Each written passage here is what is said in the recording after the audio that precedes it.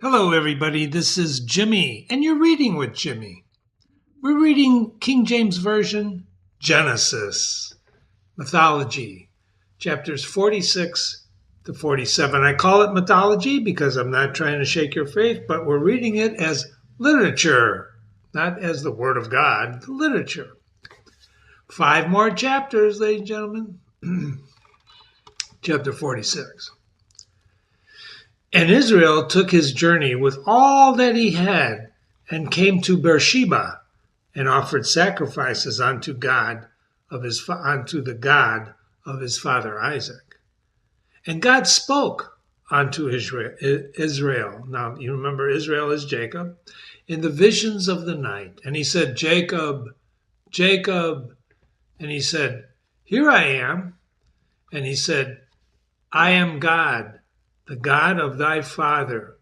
Fear not to go down into Egypt, for I will there make of thee a great nation, and I will go down with thee into Egypt. And I will also surely bring thee up again, and Joseph shall put his hand upon thine eyes. And Jacob rose up from Beersheba, and the sons of Israel carried Jacob their father, and their little ones and their wives in the wagons which Pharaoh had sent to carry them. You remember that? And they took their cattle and their goods, which they had gotten in the land of Canaan, and they came into Egypt. Jacob and all of his seed with him. Remember, there's a lot about seed, right? His sons and his sons' sons with him, his daughters and his sons' daughters, and all of his seed brought he with him into Egypt. And these are the names of the children of Israel, which came into Egypt: Jacob and his sons, Reuben, Jacob's firstborn, and the sons of Reuben, Hanok, Phalu, Herzon, and Carmi. And the sons of Simon, Jermul, Jamin, Oad, and Jachin, and Zar, and Shal, and the son of the Canistic woman. And the sons of Levi, Greshan, Kohath, and Merari. Forgive my pronunciations. I know they're terrible. Just read the words with me. And the sons of Judah, Onan, and Shelah, and Phaz. Now, here's an interesting thing here. Let's put that out. We're going to talk about that in the analysis. You remember and Onan? Remember that? Shelah, Pharez, Zerah, and see, look at that. And and Onan died in the land of Canaan. You remember God slew them. I was wondering why they were mentioned here. But God had slew them, remember? For various reasons, both being wicked. And the sons of Pharez were Herzon and Hamul. And the sons of Ishitar, Tola, Pavu, Job, and Shimron. And the sons of Zebulun, Sered, Elon, and Jali. And the sons of Leah, which she bore unto Jacob in Padaram with his daughter Diana. All of the souls of his sons and his daughters were 33. And the sons of Gad, Siphion, and Haggai, Shuni, Esbon, Eri, Arai, and Arael. And the sons of Asher, Jeman, Ashu, Ishu, Berai, and Sarah, their sister. And the sons of Bera, Heber, Michael, and their sons of Zepha, of whom Laban gave to Leah his daughter, and these she bore unto Jacob, 16 souls. The sons of Rachel, Jacob's wives, were Joseph and Benjamin. And unto Joseph in the land of Egypt there was born Manasseh, and we already saw that, but they're repeating it here, and Ephraim, which Asenath, the daughter of Potiphar, the priest of Onan, bore unto him. And the sons of Benjamin were Bela, Becher, Ashbel, Jerah, Nam, Rosh, Mupin, and Hupman, and Ard. And these are the sons of Rachel, which were born unto Jacob. All of the souls were 14. And the sons of Dan, Hisham, and the sons of Naphtali, Jazel, Guni, Jerez, Shean. And the sons of Bela, which Laban gave unto Rachel his daughter, and she bore these unto Jacob, all of the souls were 7. And all of the souls that came with Jacob into Egypt, which came out of his loins, besides Jacob's sons' wives, all were the souls were 66. And the sons of Joseph, which were born him into Egypt, were 2 souls. All of the souls of the house of Jacob, which came into Egypt, were 70. And he sent Judah before him unto Joseph to direct his face unto Goshen. And they came into the land of Goshen. And Joseph made ready his chariot, and he went up to meet Israel his father to Goshen, and presented himself unto him. And he fell on his neck, and he wept on his neck a good while. And Israel said unto Joseph, Now let me die, since I have seen thy face, because thou art yet alive. And Joseph said unto his brethren and unto his father's house, I will go up and show Pharaoh, and say unto him, My brethren and my father's house, which were in the land of Canaan, are come unto me, and the men are shepherds, and their trade hath been to feed cattle. And they have brought their flocks and their herds, and all that they have.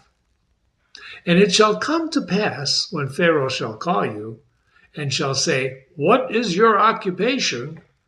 That you shall say, Thy servant's trade hath been with cattle, from our youth even until now, both we and also our fathers. And he may dwell in the land of Goshen, for every shepherd is an abomination unto the Egyptians. So then Joseph came and told Pharaoh, and said, My father and my brethren and their flocks and their herds and all that they have are come out of the land of Canaan. And behold, they are in the land of Goshen. And he took some of his brethren, 5 men, and presented them unto Pharaoh. And Pharaoh said unto his brethren, What is your occupation? And they said unto the Pharaoh, Thy servants are shepherds, both we and also our fathers. They said moreover unto Pharaoh, For to sojourn into the land that we have come. For thy servants have no pasture for their flocks, for the famine is sore in the land of Canaan. And therefore now we pray thee, let thy servants dwell in the land of Goshen. And Pharaoh spoke unto Joseph, saying, Thy father and thy brethren are come unto thee, and the land of Egypt is before thee. In the best of the land, make thy father and brethren to dwell. In the land of Goshen, let them dwell. And if thou knowest any men of activity among them, then make them rulers over my cattle. Joseph brought in Jacob his father, and set him before Pharaoh. Jacob blessed Pharaoh. And Pharaoh said unto Jacob, How old art thou? Jacob said unto Pharaoh, The days of years of my pilgrimage are 130 years. Few and evil have the days of the years of my life been, and have not attained unto the days of years of the life of my fathers in the days of their pilgrimage. And Jacob blessed Pharaoh, and went out from before Pharaoh.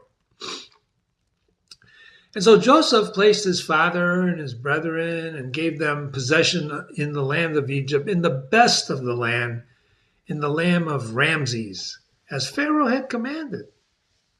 And Joseph nourished his father and his brethren, and all his father's household with bread, according to their families.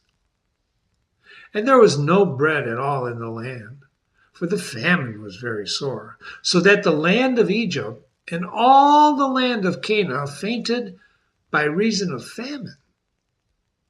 So Joseph gathered up all the money that was found in the land of Egypt and in the land of Canaan for the corn which they bought.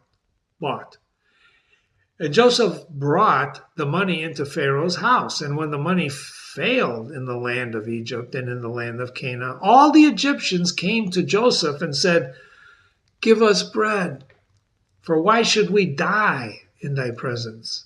For the money faileth."